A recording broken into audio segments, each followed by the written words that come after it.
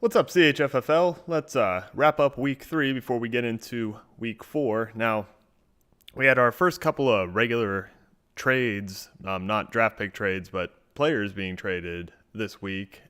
Both were Parker. Each of those is going to each of those is going to be examined in a video. I might do both of them at once, and it'll probably be Sunday because I'm going to the Penn State-Ohio State game this weekend. But not going to talk about them here. They're going to get their own video. So we're going to do our regular schedule that we have been on the wrap-ups, except we have bye weeks now to talk about, so we'll see who's missing for that. Stan was the top scorer of week 3, 171 points, got his $10 at Venmo. Golf clap for Stan. Very nice. Now let's go through all the results, starting with the anime conference. Wes beat me as I predicted. It was a close game. It was a fun game. Evans and Kamara went off. The Bears D got like 15 or 16, but I said I was counting on them for about 30, and that was a pretty good prediction. If I had gotten my 30 from the Bears D, I would have won by a point. I'm hurting a bit at wide receiver. I'm hoping that with Rosen going in for Arizona, Fitzgerald will be startable again, because it's not him. It's just the rest of them. Got that right, though. 1 for 1. Let's see, Max and the Gordon Smash against Marks Your Thighs in April. This was my game of the week. This was my worst game of the week choice yet, but I got it right. Max looks strong throughout. Team looks really good. Mark had more points from his bench than his starting lineup, and I don't have this written here, but the bench includes a suspended Mark Ingram. Only, I think, 9 or so of those bench points lost were on account of my advice to put Chris Thompson in his starting lineup. So there you go.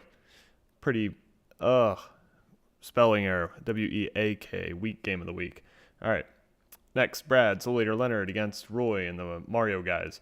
98-104. Brad starts 0-3. What a shame. I was correct, but they're two good teams. The Anime Conference is absolutely loaded compared to the Fortnite as of right now, and discounting Stan is good for the Fortnite. Brad lost Burkhead and is still really struggling to figure out his running backs, although I think Fournette should be back this week maybe, so that will be a big boost for him. And for Roy, OBJ put up 19 points, so that's good. If the Giants can just feed him, even if they're never good, that'll be good. I got the Anime Conference perfect, but not so much with the Fortnite. So Stan, as mentioned, was the top scorer, 171. He had 15 plus points from everybody who wasn't a kicker or a defense. So he's looking very strong. Parker, who traded everybody away after this game, only put up 93. He did leave a ton on the bench. AP, I forget who else, but someone else I think had like 20 points. Still, Parker very shaken up, and like I said, we will look at his trades in a later video. This was a miss for me. Risky Real Watson Thrills Mini against Grant. Matt Ryan put up 41 points for Grant. So when I said that I could see the two of them combining for under 200, I wasn't expecting Matt Ryan to put up 41. Jamal Williams, as I started to predict, only 5 carries with Aaron Jones back, and Grant sent out a text looking for a running back 1. I'm sure everybody's really anxious to trade Grant to running back 1. For Minnie, he finally started Deshaun Jackson, and he only had 6 points after putting up 20-some and 30-some in the previous weeks. So I'm 0-2 in Fortnite, and 0-3 as Swan beat Marty 127-98. Swan's very consistent throughout the whole lineup, and for Marty, Gronk and Brady, I mean, you figure they're going to probably work it out. There's always the fear that Brady has finally hit the cliff, but it just doesn't feel like that's going to be this year, and you just think that they're going to start getting it for him. And I think both of these guys could be your other playoff teams with Stan, but don't count Parker out, especially if he's shuffling things up. So 0-3 in Fortnite, so that puts me at 3-3 for the week, 10-8 on the year. I will accept that and not be too upset with it.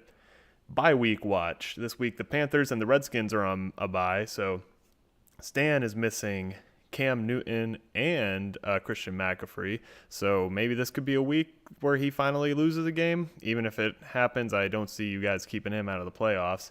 And I might actually start Mike Gesicki at tight end if their regular starting guy is out of the game. So if you have anybody on the Panthers or Redskins, be sure to get them out of your lineup. And for the Thursday night game, we have the Vikings and Rams. Again, talking about myself, I'll be watching for Gurley, of course. And then Max and Brad have Thielen and Diggs going against the Rams D, and they just had to put Talib, their number one cornerback, on injured reserve. So could have big games from them tonight. Be sure to tune in. We'll be back with you this weekend. We might even have a special video this weekend. I won't spoil anything, but we'll see you then. Goodbye.